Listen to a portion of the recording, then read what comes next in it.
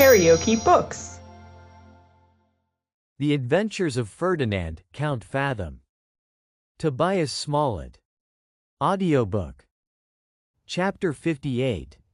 Rinaldo abridges the proceedings at law, and approves himself the son of his father.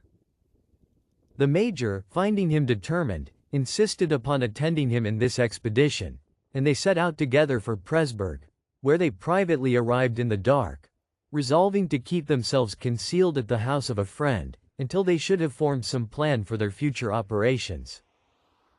Here they were informed that Count Trebizond's castle was altogether inaccessible,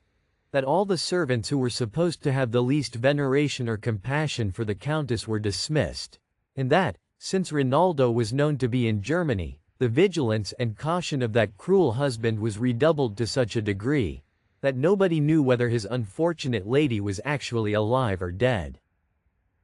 Farrell, perceiving Melville exceedingly affected with this intimation, and hearing him declare that he would never quit Presburg until he should have entered the house, and removed his doubts on that interesting subject, not only argued with great vehemence against such an attempt, as equally dangerous and indiscreet, but solemnly swore he would prevent his purpose, by discovering his design to the family, unless he would promise to listen to a more moderate and feasible expedient. He then proposed that he himself should appear in the equipage of one of the traveling Savoyards who stroll about Europe, amusing ignorant people with the effects of a magic lanthorn, and in that disguise endeavor to obtain admittance from the servants of Trebizond, among whom he might make such inquiries as would deliver Melville from his present uneasy suspense. This proposal was embraced, though reluctantly, by Rinaldo, who was unwilling to expose his friend to the least danger or disgrace, and the major being next day provided with the habit and implements of his new profession, together with a ragged attendant who preceded him, extorting music from a paltry viol, approached the castle gate, and proclaimed his show so naturally in a yell, partaking of the scream of Savoy and the howl of Ireland, that one would have imagined he had been conductor to Madame Katharina from his cradle. So far his stratagem succeeded. He had not long stood in waiting before he was invited into the courtyard, where the servants formed a ring, and danced to the efforts of his companion's skill. Then he was conducted into the buttery, where he exhibited his figures on the wall, and his princess on the floor, and while they regaled him in this manner with scraps and sour wine, he took occasion to inquire about the old lady and her daughter, before whom he said he had performed in his last peregrination. Though this question was asked with all that air of simplicity which is peculiar to these people, one of the domestics took the alarm, being infected with the suspicions of his master, and plainly taxed the major with being a spy, threatening at the same time that he should be stripped and searched. This would have been a very dangerous experiment for the Hibernian, who had actually in his pocket a letter to the countess from her son, which he hoped fortune might have furnished him with an opportunity to deliver. When he therefore found himself in this dilemma, he was not at all easy in his own mind. However, instead of protesting his innocence in an humble and beseeching strain, in order to acquit himself of the charge, he resolved to elude the suspicion by provoking the wrath of his accuser, and, putting on the air of vulgar integrity affronted, began to reproach the servant in very insolent terms for his unfair supposition, and undressed himself in a moment to the skin, threw his tattered garments in the face of his adversary, telling him he would find nothing there which he would not be very glad to part with. At the same time raising his voice, he, in the gibberish of the clan he represented, scolded and cursed with great fluency, so that the whole house resounded with the noise. The valet's jealousy, like a smaller fire, was in a trice swallowed up in the greater flame of his rage enkindled by this abrupt address. In consequence of which, Farrell was kicked out at the gate, naked as he was to the waist, after his lanthorn had been broke to pieces on his head, and there he was joined by his domestic, who had not been able to recover his apparel and effect a retreat, without incurring marks of the same sort of distinction. The major, considering the risk he must have run in being detected, thought himself cheaply quit for this moderate discipline, though he was really concerned for his friend Rinaldo, who, understanding the particulars of the adventure, determined, as the last effort, to ride round the castle in the open day, on pretense of taking the air, when, peradventure, the Countess would see him from the place of her confinement, and favor him with some mark or token of her being alive.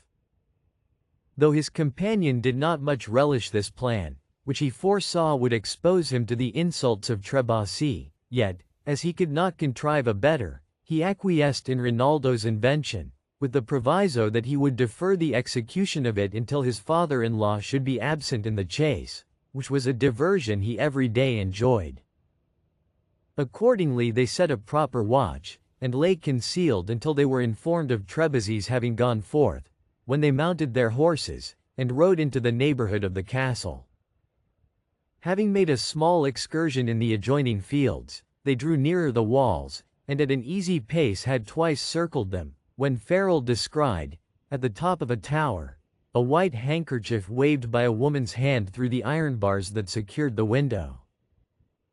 This signal being pointed out to Rinaldo, his heart began to throb with great violence. He made a respectful obeisance towards the part in which it appeared, and perceiving the hand beckoning him to approach, advanced to the very buttress of the turret, upon which, seeing something drop, he alighted with great expedition, and took up a picture of his father in miniature, the features of which he no sooner distinguished, than the tears ran down his cheeks. He pressed the little image to his lips with the most filial fervor, then conveying it to his bosom, looked up to the hand, which waved in such a manner as gave him to understand it was high time to retire. Being by this time highly persuaded that his kind monitor was no other than the Countess herself, he pointed to his heart, in token of his filial affection, and laying his hand on his sword, to denote his resolution of doing her justice, he took his leave with another profound bow, and suffered himself to be reconducted to his lodging. Every circumstance of this transaction was observed by the servants of Count Tobias, who immediately dispatched a messenger to their lord, with an account of what had happened. Alarmed at this information, from which he immediately concluded that the stranger was young Melville, he forthwith quitted the chase, and returning to the castle by a private postern, ordered his horse to be kept ready saddled, in hope that his son-in-law would repeat the visit to his mother. This precaution would have been to no purpose, had Rinaldo followed the advice of Farrell, who represented the danger of returning to a place where the alarm was undoubtedly given by his first appearance, and exhorted him to return to Vienna for the prosecution of his suit, now that he was satisfied of his mother's being alive. In order to strengthen this admonition, he bade him recollect the signal for withdrawing, which was doubtless the effect of maternal concern, inspired by the knowledge of the Count's vigilance and vindictive disposition. Notwithstanding these suggestions, Melville persisted in his resolution of appearing once more below the tower, on the supposition that his mother, in expectation of his return, had prepared a billet for his acceptance, from which he might obtain important intelligence. The Major, seeing him lend a deaf ear to his remonstrances, was contented to attend him in his second expedition, which he pressed him to undertake that same afternoon, as Tobias had taken care to circulate a report of his having gone to dine at the seat of a nobleman in the neighborhood. Our knight-errant and his squire, deceived by this finesse, presented themselves again under the prison of the Countess, who no sooner beheld her son return, than she earnestly entreated him to be gone, by the same sign which she had before used, and he, taking it for granted that she was debarred the use of pen, ink, and paper, and that she had nothing more to expect, consented to retire, and had already moved to some distance from the house, when, in crossing a small plantation that belonged to the castle, they were met by Count Tobias and another person on horseback. At sight of this apparition, the blood mounted into Rinaldo's cheeks, and his eyes began to lighten with eagerness and indignation, which was not at all diminished by the ferocious address of the Count, who advancing to Melville, with a menacing air. "Before you proceed," said he, "I must know with what view you have been twice today patrolling round my enclosures, and reconnoitering the different avenues of my house." You likewise carry on a clandestine correspondence with some person in the family, of which my honor obliges me to demand an explanation. Had your actions been always regulated by the dictates of honor, replied Rinaldo, I should never have been questioned for riding round that castle, which you know is my rightful inheritance, or excluded from the sight of a parent who suffers under your tyranny and oppression.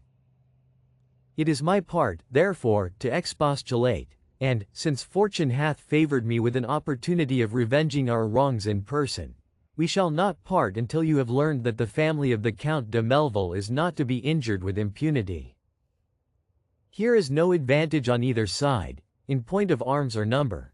You are better mounted than I am, and shall have the choice of the ground on which our difference ought to be brought to a speedy determination.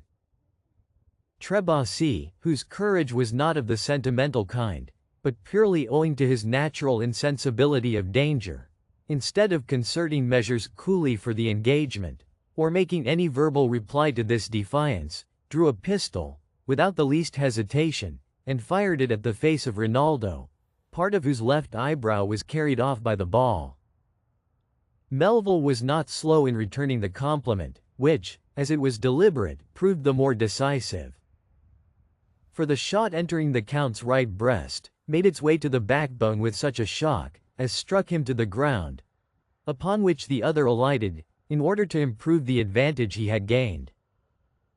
During this transaction, Farrell had well nigh lost his life by the savage behavior of Trebizond's attendant, who had been a hussar officer, and who, thinking it was his duty to imitate the example of his patron on this occasion, discharged a pistol at the major, before he had the least intimation of his design. The Hibernian's horse being a common hireling, and unaccustomed to stand fire, no sooner saw the flash of Trebizond's pistol than, starting aside, he happened to plunge into a hole, and was overturned at the very instant when the hussar's piece went off, so that no damage ensued to his rider, who, pitching on his feet, flew with great nimbleness to his adversary, then, laying hold on one leg, dismounted him in a twinkling, and, seizing his throat as he lay, would have soon dispatched him without the use of firearms, had he not been prevented by his friend Rinaldo, who desired him to desist, observing that his vengeance was already satisfied, as the Count seemed to be in the agonies of death. The major was loath to quit his prey, as he thought his aggressor had acted in a treacherous manner, but recollecting that there was no time to lose, because, in all probability, the firing had alarmed the castle, he took his leave of the vanquished hussar, with a couple of hearty kicks, and, mounting his horse, followed Melville to the house of a gentleman in the neighborhood, who was kinsman to the Countess, and very well disposed to grant him a secure retreat, until the troublesome consequences of this rencontre should be overblown. Tobias, though to the young gentleman he seemed speechless and insensible, had neither lost the use of his reason nor of his tongue, but affected that extremity, in order to avoid any further conversation with the victor. He was one of those people who never think of death until he knocks at the door, and then earnestly entreat him to excuse them for the present, and be so good as to call another time. The Count had so often escaped unhurt, in the course of his campaigns, that he looked upon himself as invulnerable, and set all danger at defiance. Though he had hitherto taken no care of the concerns of his soul, he had a large fund of superstition at bottom, and, when the surgeon, who examined his wound, declared it was mortal, all the terrors of futurity took hold on his imagination. All the misdemeanors of his life presented themselves in aggravated colors to his recollection. He implored the spiritual assistance of a good priest in the neighborhood, who, in the discharge of his own conscience, gave him to understand that he had little mercy to expect, unless he would, as much as lay in his power, redress the injuries he had done to his fellow creatures. As nothing lay heavier upon his soul than the cruelty and fraud he had practiced upon the family of Count Melville, he earnestly besought this charitable clergyman to mediate his pardon with the Countess, and at the same time desired to see Rinaldo before his death, that he might put him in possession of his paternal estate, and solicit his forgiveness for the offense he had given. His lady, far from waiting for the priest's intercession, no sooner understood the lamentable situation of her husband, and found herself at liberty, than she hastened to his apartment, expressed the utmost concern for his misfortune, and tended him with truly conjugal tenderness and fidelity. Her son gladly obeyed the summons, and was received with great civility and satisfaction by his father-in-law, who, in presence of the judge and divers gentlemen assembled for that purpose, renounced all right entitled to the fortune he had so unjustly usurped, disclosed the name of the convent to which Mademoiselle de Melville had been conveyed, dismissed all the agents of his iniquity, and being reconciled to his son-in-law, began to prepare himself in tranquillity for his latter end. The Countess was overwhelmed with an excess of joy, while she embraced her long-lost son, who had proved himself so worthy of his father. Yet this joy was embittered, by reflecting that she was made a widow by the hands of that darling son. For, though she knew his honor demanded the sacrifice, she could not lay aside that regard and veneration which is attached to the name of husband, and therefore resolved to retire into a monastery, where she could spend the remainder of her life in devotion, without being exposed to any intercourse which might interfere with the delicacy of her sentiments on that subject. If you liked what you heard, please subscribe to the channel.